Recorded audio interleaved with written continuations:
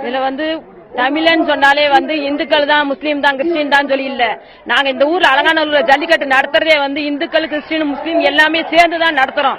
இத்தனை வருஷமா அந்த மாதிரி தான் நடத்துறோம். இனி வருங்காலத்துல எங்களோட பிள்ளைங்களை பேரம்பேத்தி காலத்திலயும் அதே மாதிரி தான் நடக்கும். எங்க முன்னாடி சந்ததிங்க என்ன சொல்லி கொடுத்தாங்களோ அந்த மாதிரி தான் நாங்களும் நடத்திக்கிட்டு இருக்கோம். திடீர்னு அரசியல்வாதிங்க உள்ள நுழைஞ்சு நீங்க நடத்தக்கூடாது அப்படின்னு சொல்லிட்டு தடை போட்டாங்கன்னா யார் பீட்டா யாரு அவங்களுக்கு? நாங்க ஓட்டு போட்டோம், நாங்க வேணுமா, அதாவது மக்களாகிய நாங்க வேணுமா இல்ல பீட்டா வேணுமான்னு சொல்லிட்டு ஆளுங்கட்சியும் சரி, எதிர்கட்சியும் சரி, மத்தியில் ஆடுற கட்சியும் சரி, மாநிலத்தில் ஆடுற கட்சியும் சரி, அவங்களாம் முடிவு எடுத்துக்கிட்டோம். ஓட்டு கேட்டு எங்க கிட்ட வரணும்னு சொன்னா எங்களுக்கு ஆதரவா அவங்க இருக்கணும். எங்க புள்ளக்குட்டி 10 நாளா பாடுபடுது. எல்லாரையும் போலீஸ் ஸ்டேஷன்ல அரசன் பண்ணி வச்சு இப்ப சாயந்தரம் தான் விடுதலை பண்ணாங்க. அதுல ஏமாவனும் ஒருத்தன் என்ன அந்த துடிப்புல தான் நாங்க எல்லாருமே வந்தோம். எங்க மகனுங்க தான் எங்களுக்கு ஊன்றுகோலா இருந்து இந்த அளவுக்கு தைரியத்தை கொடுத்தானுங்க.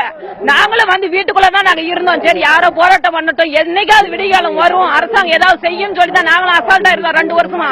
ஆனா இந்த வருஷம் நாங்க துணிஞ்சதுக்கு காரணமே எங்க மாணவர்கள் பேஸ்புக் மூலமா பழகி இந்த உலகத்துல அத்தனை பேருமே நண்பர்கள் அழைக்கிறாங்க. இந்தியாவில மட்டும் எங்களுக்கு நண்பர்கள் கிடையாது, அத்தனை பேரும் ஒன்று சேர்ந்திருக்காங்க.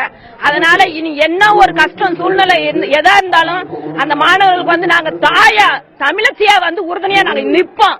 ஒரு போராட்டத்திற்குமே பெண்கள் ஆதரவு தான் ரொம்ப அடிப்படையான விஷயம். அந்த போராட்டம் தொடர்ச்சியாக போறதுக்கு பெண்கள் ஆதரவு ரொம்ப ரொம்ப முக்கியமானது. பெண்கள் ஆதரவு இந்த போராட்டத்துக்கு எந்த தருணத்திலிருந்து அதிகரிக்க ஆரம்பிச்சது?